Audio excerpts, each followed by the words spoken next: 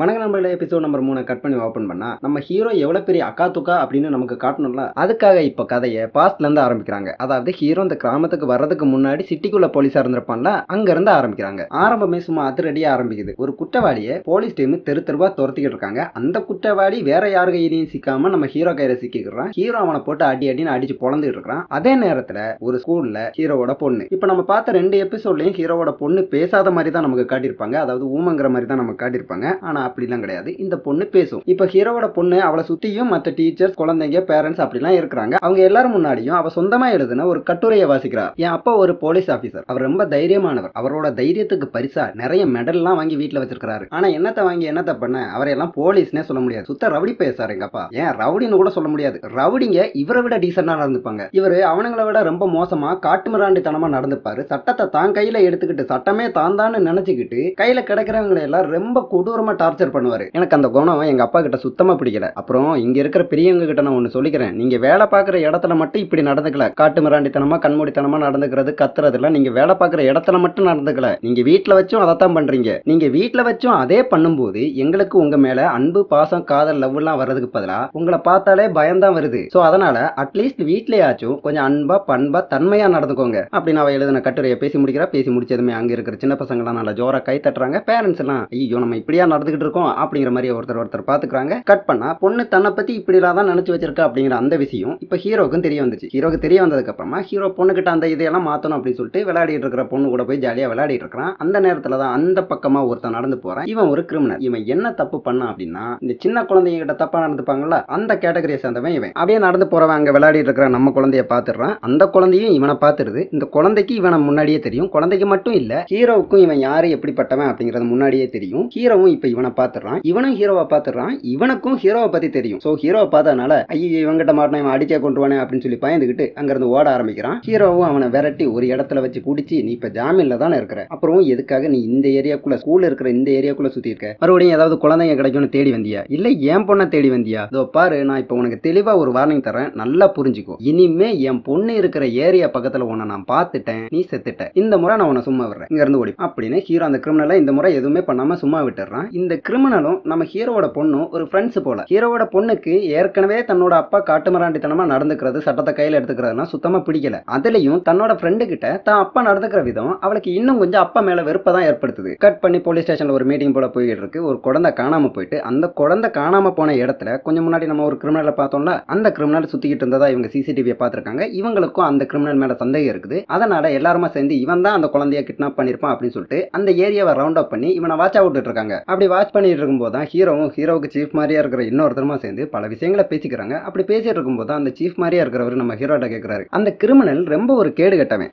அவன் கையில மாட்டினா எல்லா குழந்தைகளையுமே துன்புறுத்தி இருக்கான். அப்படி இருந்துமே அவன் கையில மாட்டினா உன் குழந்தைய மட்டும் அவன் ஏன் எதுவுமே பண்ணல அப்படிங்கிறாரு. அதுக்கு ஹீரோ, சார் அன்னைக்கு அவன் கடைசியா ஒரு தப்பு பண்ணி அவன் என் கையில மாட்டி நான் அவனை அடி அடின்னு அடிச்சிட்டு இருக்கும்போது அவன் என்கிட்ட ஒரு விஷயம் சொன்னான் சார். என்ன தெரியுமா சொன்னான்? எனக்கு உங்க பொண்ணை ரொம்ப பிடிக்கும், அதனாலதான் நான் உங்க பொண்ணை இதுவரைக்கும் எதுவுமே பண்ணல அப்படின்னு என்கிட்ட சொன்னான். அதை கேட்கும்போது எனக்கு அன்னைக்கே அடி வயிற்றுல இருந்து பத்திக்கிட்டு வந்துச்சு. கொஞ்சம் விட்டு இருந்தா நான் அன்னைக்கே அவனை போட்டு தள்ளியிருப்பேன். ஆனா பயப்புல தப்பிச்சிட்டான். ஆனா இன்னொரு டைம் அவன் என் பொண்ணு பக்கத்துல எல்லாம் வந்து அவன் என் கையில சிக்கிட்டான், அவனை நான் கொன்றுவேன் சார் அப்படிலாம் பேசிட்டு இருக்கும்போது அந்த கிரிமினலோட வீட்டுக்குள்ள ஒரு 8 வயசு பொண்ணு உள்ள போறத பார்த்துட்டு போலீஸ்காரங்க ஹீரோவுக்கும் மத்தவங்களுக்கு இன்ஃபர்மேஷன் கொடுக்குறாங்க. இதை கேட்டு ஹீரோ நேரம் அந்த கிரிமினலோட வீட்டுக்கு வந்து, டே நீ உள்ளதா இருக்கன்னு எனக்கு நல்லாவே தெரியும், மரியாதையா கதவை திறந்துரு, அந்த குழந்தைய வெளியே விட்டுரு அப்படிலாம் பேசிட்டு இருக்கான். அப்படி பேசிட்டு இருக்கிற நேரத்துல தான் உள்ள இருந்து அவனோட குழந்தையோட வாய்ஸ் கேக்குது. இதை கேட்டதுமே ஏற்கனவே கோவத்துல இருக்கிற ஹீரோவோட கோவம் இப்ப வெறியா மாறுது. அந்த வெறியோட வெளிப்பாடா அந்த வீட்டு கதவை எல்லாத்தையுமே அடிச்சு உடைக்க ஆரம்பிக்கிறான். அப்படியே கட் பண்ணி ஹீரோ இப்போ ஆஸ்பத்திரியில கண்ணு முழிக்கிறான். அதாவது இப்ப பிளாஷ்பேக்ல இருந்து பிரசன்ட்க்கு வந்துட்டாங்க. போன எபிசோடோட கிளைமேக்ஸ்ல என்னாச்சு, அந்த பெரியவர் ஒரு ஆயுதத்தால நம்ம ஹீரோவோட மண்டையில வெட்டி காலை பிடிச்சி தரன்னு இழுத்துட்டு போயிருந்திருப்பாரு. அப்படி இழுத்துட்டு போன ஹீரோ இப்ப ஆஸ்பத்திரியில கண்ணு முழிக்கிறான்.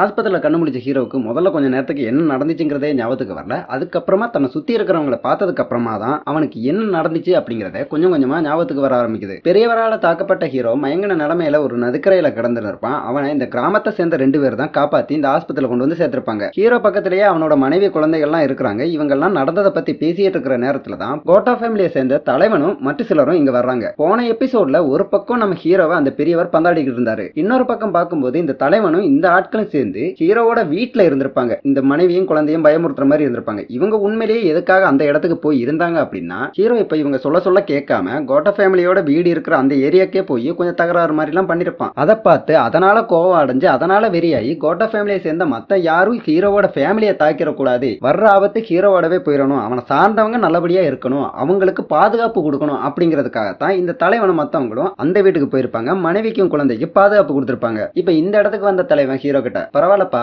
உனக்கு ஆயுசு கெட்டிதான், எங்க ஆளு அவ்வளவு கோவப்பட்டு அவ்வளவு வெறியோட வெட்டியும் நீனு சாகாம உயிரோட தான் இருக்கிற, இருந்தாலும் எங்க ஆளுங்க அவ்வளவு கோவம்லாம் பட்டிருக்க கூடாது, அதனால எங்க ஆளுங்க சார்பா நான் உன்ட்ட மன்னிப்பு கேட்டுக்கிறேன் அப்படின்னு அவன் பேசி முடிக்க இன்னொருத்த முன்னாடி வந்து, இந்த பாருங்க சார், உங்களை வெட்டினது என்னோட ஒரு ட்வின் பிரதர் தான், அவனுக்கு கொஞ்சம் முன்கோவம் ஜாஸ்தி, அந்த கோவத்துல கொஞ்சம் தப்பா நடந்துக்கிட்டான், அவன் இப்ப போலீஸ்லயும் போய் சரண்டர் ஆயிட்டான், அவன் அப்படி நடந்துகிட்டதுக்கு என்ன மன்னிச்சிருங்க சார் அப்படின்னு அவன் சார்பாவும் மன்னிப்பு கேட்கறான். இவன் இப்படி மன்னிப்பு கேட்கவுமே ஹீரோ, எது ஒன் ட்வின் பிரதர் என்ன வெட்டினானா? இல்லையே, என்ன வெட்டினவர் கொஞ்சம் வயசானவரா இருந்தாரு, ஆனா அந்த வயசு அவரோட உடம்புல தெரியல, ஆளு கொஞ்சம் பல்கா உயரமா நல்லா கின்னு இருந்தாரு, யாருக்கிட்ட வந்து கதை விடுறீங்க, சரண்டர் ஆகிறதா இருந்தா அவர் தானே வந்து சரண்டர் ஆயிருக்கணும் அப்படிலாம் பேசுறான். அந்த நேரத்துல தான் தலைவன் உள்ள வந்து, என்ன சார் மண்டையில அடிபட்டதுல மூளை எதுவும் கலங்கி போச்சா, ஒரு வயசானவர் உங்களை வெட்டினார்னு சொல்றீங்க, சரி சரி ஒரு 2 நாளைக்கு நல்லா தூங்கி எழுந்து ரெஸ்ட் எடுங்க, மண்டையில ஏற்பட்டிருக்க அந்த குழப்பெல்லாம் கிளியர் ஆயிரும். அப்புறம் சார் உங்ககிட்ட பிரச்சனை பண்ணதுல நீங்க பிரச்சனை பண்ணவங்கல்ல ஒரு சிலர் தான் சரண்டர் ஆயிருக்காங்க, இன்னும் ஒரு சிலர் வெளியே தான் சுத்திட்டு இருக்காங்க, சோ கவனமா இருங்க அப்படின்னு சொல்லிட்டு கோட்டா ஃபேமிலி சேர்ந்தவங்க அங்கிருந்து கிளம்புறாங்க. அவங்க எல்லாம் அங்கிருந்து கிளம்புனதுக்கு அப்புறமா கோட்டா ஃபேமிலி சேர்ந்தவங்க சொன்னாங்கல்ல, இன்னும் கொஞ்சம் பேர் வெளியே தான் இருக்காங்க, தலைமறைவுல இருக்காங்க அப்படின்னு, அவங்கள பிடிக்கிறதுக்காக ஹீரோவும் பொண்டாட்டி பிள்ளைய போலீஸ் ப்ரொடெக்ஷன்ல விட்டுட்டு அப்பவே ஆஸ்பத்திரில இருந்து கிளம்புறான். அப்புறமா ஹீரோ கோட்டா ஃபேமிலியை சேர்ந்தவங்க தங்கி இருக்கிற வீட்டு பகுதிக்கு போகும்போது அவனுடைய மொபைலை அவன் கையில எடுத்துட்டு போயிருப்பான். இப்ப அந்த மொபைல் மிஸ்ஸிங். அது எங்க இருக்கு அப்படின்னா,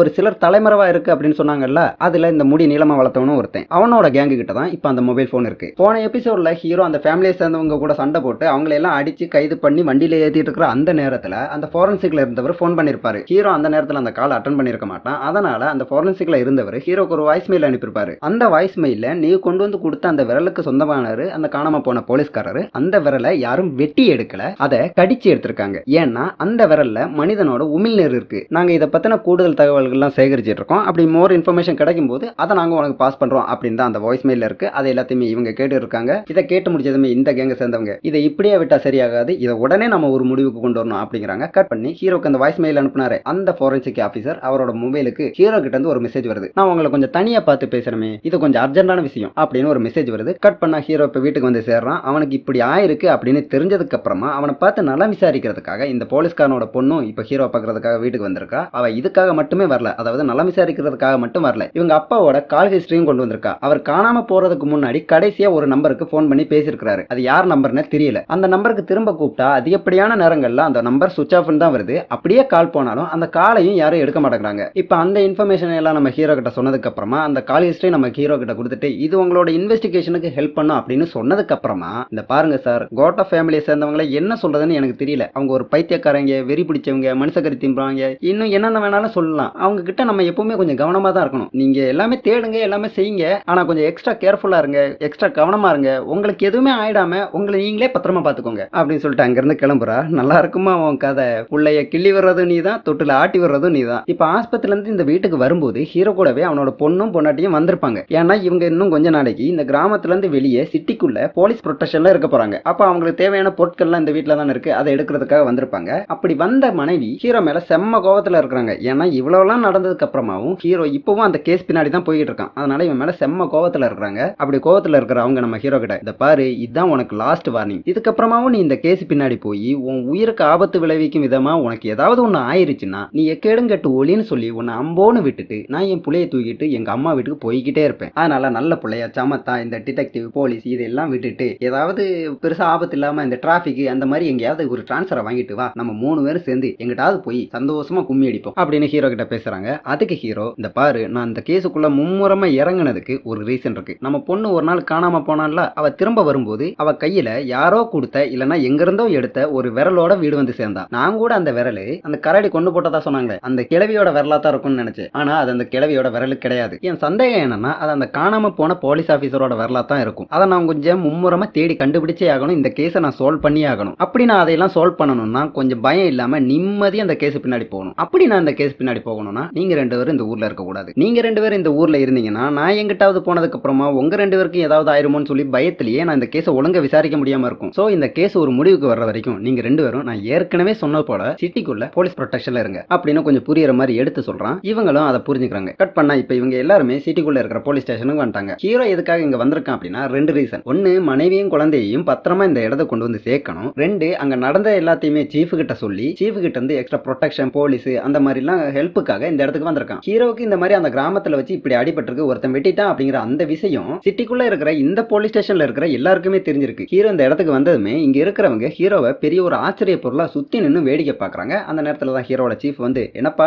நீ போன இடத்துலயும் பெரிய ஸ்டார் ஆயிட்ட போல அப்படின்னு சொல்லி பேச்சு கொடுக்குறாரு. ஹீரோவும் அந்த கிராமத்துல வச்சு இவனுக்கு என்னென்ன ஆச்சு, இவன் என்னென்ன கண்டுபிடிச்சான், இவனுக்கு என்னென்ன சந்தேகங்கள் இருக்கு அப்படிங்கிற எல்லாத்தையுமே சீஃப் கிட்ட சொல்றான். சீஃப் கிட்ட சொன்னதுக்கு அப்புறமா சீஃபோட ஹெல்ப்பை எதிர்பார்க்கறான். அந்த நேரத்துல தான் சீஃப் சொல்றாரு, அதாவது நீ காணாம போன அந்த போலீஸ்காரர் ஒருவேளை உயிரோட இருக்கலாம், இல்லனா கோட்டா ஃபேமிலி சேர்ந்தவங்க அந்த அவரை கொண்டிருக்கலாம். சோ அது சம்பந்தமா ஏதாவது எவிடன்ஸ் கிடைக்குமா, இல்ல அவர் உயிரோட இருந்தா அவரை காப்பாத்தி கூட்டிட்டு வரலாம் அப்படிங்கிறதுக்காக தான் நீ கோட்டா ஃபேமிலி இருக்கிற அந்த ஏரியா பக்கமா போன. அந்த நேரத்துல தான் அவங்க ஒன்ன தாக்கியிருக்காங்க அப்படின்னு தானே நீ சொல்ல வர்ற. அல்லாம நீ தேவையில்லாம அவனுக்கிட்ட ஓரண்டை இழுத்து வாங்கி கட்டிக்கிட்டேன்னு சொல்ல வரல. ஏன்னா எனக்கு உன்னை பத்தி நல்லா தெரியும், கையுங்காலும் சும்மா இருக்காது. இந்த வேடியில போற ஓனானை எடுத்து வேட்டிக்குள்ள விடுறவங்கள நிறைய பேரை நான் பாத்திருக்கேன். ஆனா நீ அப்படிப்பட்டவன் கிடையாது. அந்த வேட்டிக்குள்ள விட்ட ஓனா வெளியே தப்பிச்சு போக கூடாது அப்படிங்கிறதுக்காக வேட்டியை இருக்க கட்டிக்கிட்டு சுத்துற ஆள் நீ. அந்த சந்தேகத்துல தான்ப்பா கேட்கிறேன். நீ தேவையில்லாம அவனுக்கிட்ட உரண்டை இழுக்கல. எனக்கு உன்னை பத்தியும் தெரியும், அந்த ஃபேமிலியை பத்தியும் தெரியும். ஏன்னா நான் அங்கதான் பிறந்து வளர்ந்தேன். என் சின்ன வயசுல என்னோட பேரண்ட்ஸ் அந்த ஃபேமிலி கிட்ட அவ்வளவா வச்சுக்காதப்பா அப்படின்னு சொல்லி தான் என்னைய வளர்த்தாங்க. அதனால எனக்கு அந்த ஃபேமிலியை பத்தி நல்லாவே தெரியும். ரெண்டும் ஒண்ணுக்கு ஒண்ணு சலைச்சது கிடையாது. நீ சொல்றது உண்மையா இருந்தா